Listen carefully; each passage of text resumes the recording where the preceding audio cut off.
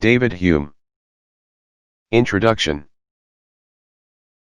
Generally regarded as one of the most important philosophers to write in English, David Hume, 1711–1776, was also well known in his own time as an historian and essayist.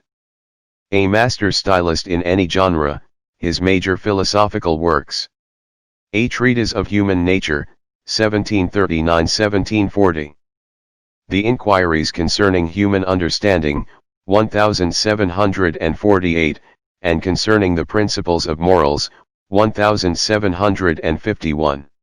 As well as his posthumously published Dialogues Concerning Natural Religion, 1779. Remain widely and deeply influential. Although Hume's more conservative contemporaries denounced his writings as works of skepticism and atheism, his influence is evident in the polemic writings of his close friend Adam Smith.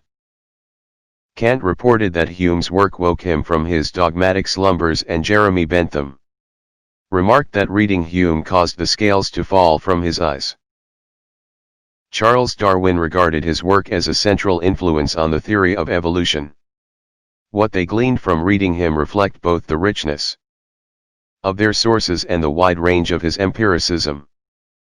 Today, philosophers recognize Hume as a thoroughgoing exponent of philosophical naturalism, as a precursor of contemporary cognitive science, and as the inspiration for several of the most significant types of ethical theory developed in contemporary moral philosophy. Life and works. Born in Edinburgh, Hume spent his childhood at Ninewells, his family's modest estate in the border lowlands. He came from a good family, Mole too, socially well connected but not wealthy. His father died just after David's second birthday, leaving him and his elder brother and sister in the care of our mother, a woman of singular merit, who, though young and handsome, devoted herself entirely to the rearing and educating of her children. Catherine Falconer Hume realized that David was uncommonly precocious. So when his older brother went up to Edinburgh University, Hume went with him, although he was only 10 or 11. There he studied Latin and Greek, read widely in history and literature, ancient and modern philosophy, and also did some mathematics and natural philosophy, what we now call natural science. The education David received, both at home and at the university, aimed at training pupils to a life of virtue regulated by stern Scottish Calvinist strictures. Prayers and sermons were prominent aspects of his home and university life. At some point, Hume read The Whole Duty of Man, a widely circulated Anglican devotional tract that details our duties to God, our fellow human beings, and ourselves. Hume's family thought him suited for a legal career, but he found the law nauseous. Preferring to read classical texts, especially Cicero, he decided to become a scholar and philosopher, and followed a rigorous program of reading and reflection for 3 years until there seemed to be opened up to me a new scene of thought. The intensity of developing his philosophical vision precipitated a psychological crisis in the isolated scholar. The crisis eventually passed, and Hume remained intent on articulating his new scene of thought. As a second son, his inheritance was meager, so he moved to France, where he could live cheaply, and finally settled in La Flèche, a sleepy village in Anjou best known for its Jesuit college, where Descartes and Mersenne had studied a century before. Here he read French and other continental authors, especially Malebranche, Dubois, and Bell, and occasionally baited the Jesuits with arguments attacking their beliefs. By this time, Hume had not only rejected the religious beliefs with which he was raised, but was also opposed to organized religion in general, an opposition that remained constant throughout his life. In 1734, when he was only 23, he began writing A Treatise of Human Nature. Hume returned to England in 1737 to ready the treatise for the press. To curry favour with Joseph Butler, 1692–1752, he castrated his manuscript, deleting his controversial discussion of miracles, along with other nobler parts. Book I, of the Understanding, and Book II, of the Passions, appeared anonymously in 1739. The next year saw the publication of Book III, of Morals, as well as his anonymous abstract of Books I and II. The treatise was no literary sensation, but it didn't fall dead-born from the press, as Hume disappointedly described its reception. Despite his surgical deletions, it attracted enough of a murmur among the zealots to fuel his lifelong reputation as an atheist and a skeptic. When he applied for the chair of ethics and pneumatical, mental, philosophy at Edinburgh in 1745, his reputation provoked vocal and ultimately successful opposition. 6 years later, he stood for the chair of logic at Glasgow, only to be turned down again. Hume never held an academic post. In 1745, he accepted a position as a young nobleman's tutor, only to discover that his charge was insane. A year later he became secretary to his cousin, Lieutenant General James St. Clair, eventually accompanying him on an extended diplomatic mission in Austria and Italy. In 1748, an inquiry concerning human understanding appeared, covering the central ideas of Book I of the treatise, and his discussion of liberty and necessity from Book II. He also included material he had excised from the treatise. In 1751, he published an inquiry concerning the principles of morals, a recasting of Book III of the treatise, which he described as incomparably the best of all his work. More essays, the political discourses, appeared in 1752, and Hume's correspondence reveals that a draft of the dialogues concerning natural religion was also underway at this time. An offer to serve as librarian to the Edinburgh Faculty of Advocates gave Hume the opportunity to begin another project, a history of England, using the law library's excellent resources.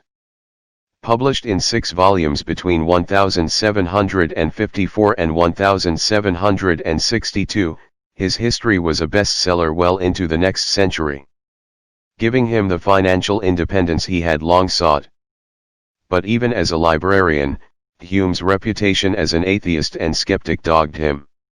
One of his orders for indecent books prompted an unsuccessful move, or his dismissal and excommunication from the Kirk. Friends and publishers persuaded him to suppress some of his more controversial writings on religion during his lifetime. In 1763, Hume accepted a position as private secretary to the British ambassador to France. During his 3-year stay in Paris, he became secretary to the embassy, and eventually its charge d'affaires. He became the rage of the Parisian salons, enjoying the conversation and company of famous European intellectuals. He was known for his love of good food and wine, as well as his enjoyment of the attentions and affections of women. Hume returned to Edinburgh in 1769.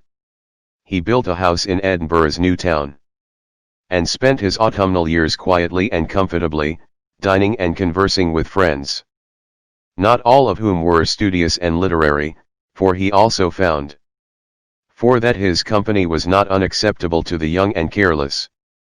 He spent considerable time revising his works for new editions of his essays and treatises, which contained his collected essays, the 2 inquiries, a dissertation on the passions, and the natural history of religion, but significantly not a treatise of human nature. In 1775, Hume was diagnosed with intestinal cancer. Before his death in 1776, he arranged for the posthumous publication of his most controversial work, the Dialogues Concerning Natural Religion, and composed a brief autobiography, My Own Life. Although there was much curiosity about how the great infidel would face his death, his friends agreed that he prepared himself with the same peaceful cheer that characterized his life. Works of Dεϊβιντ Χιουμ, in brief. A Kind of History of My Life. MSS 23159 National Library of Scotland. A letter to an unnamed physician, asking for advice about the disease of the learned that then afflicted him. Here he reports that at the age of 18 there seemed to be opened up to me a new scene of thought that made him throw up every other pleasure or business and turned him to scholarship. A Treatise of Human Nature, being an attempt to introduce the experimental method of reasoning into moral subjects. Hume intended to see whether the Treatise of Human Nature met with success, and if so, to complete it with books devoted to politics and criticism. However, as Hume explained, it fell dead-born from the press, without reaching such distinction as even to excite a murmur among the zealots, and so his further project was not completed. 1740.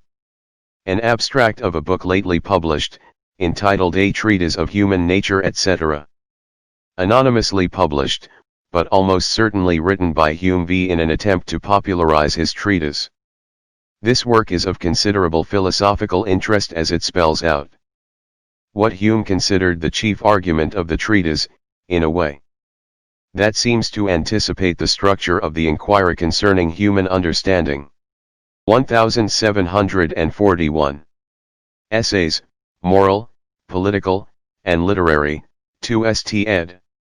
A collection of pieces written and published over many years, though most were collected together in 1753-4. Many of the essays are on politics and economics. Other topics include aesthetic judgment, love, marriage and polygamy, and the demographics of ancient Greece and Rome. The essays show some influence from Addison's Tatler and The Spectator, which Hume read avidly in his youth. 1742. Of essay writing, containing some observations on a specimen of the principles concerning religion and morality, said to be maintained in a book lately published entitled A Treatise of Human Nature etc. Contains a letter written by Hume to defend himself against charges of atheism and skepticism, while applying for a chair at Edinburgh University. 1748. An Inquiry Concerning Human Understanding. Contains reworking of the main points of the treatise, Book 1. With the addition of material on free will, adapted from Book 2, Miracles, the Design Argument, and Mitigated Skepticism. Of Miracles, Section X of the Inquiry, was often published separately. 1751. An Inquiry Concerning the Principles of Morals. A reworking of material on morality from Book 3 of the treatise, but with a significantly different emphasis. It was thought by Hume to be the best of his writings. 1752. Political Discourses, Part 2 of Essays, Moral, Political, and Literary. Within the larger essays and treatises on several subjects, 1753-56, reprinted 1758-77. 1752-1758. Political Discourses / Discours politiques. 1757. 4 dissertations includes 4 essays. The Natural History of Religion. Of the Passions. Of Tragedy. Of the Standard of Taste. 1754-1762. The History of England, sometimes referred to as the History of Great Britain. More a category of books than a single work, Hume's history spanned from the invasion of Julius Caesar to the Revolution of 1688, and went through over 100 editions. Many considered it the standard history of England in its day. 1760. Sister Peg. Hume claimed to have authored an anonymous political pamphlet satirizing the failure of the British Parliament to create a Scottish militia in 1760. although the authorship of the work is disputed. Hume wrote Dr. Alexander Carlyle in early 1761 claiming authorship.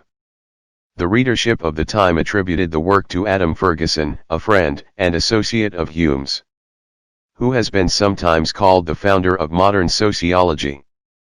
Some contemporary scholars concur in the judgment that Ferguson, not Hume, was the author of this work. 1776. My Own Life. Penned in April, shortly before his death, this autobiography was intended for inclusion in a new edition of essays and treatises on several subjects. It was first published by Adam Smith, who claimed that by doing so he had incurred 5-10 times more abuse than the very violent attack.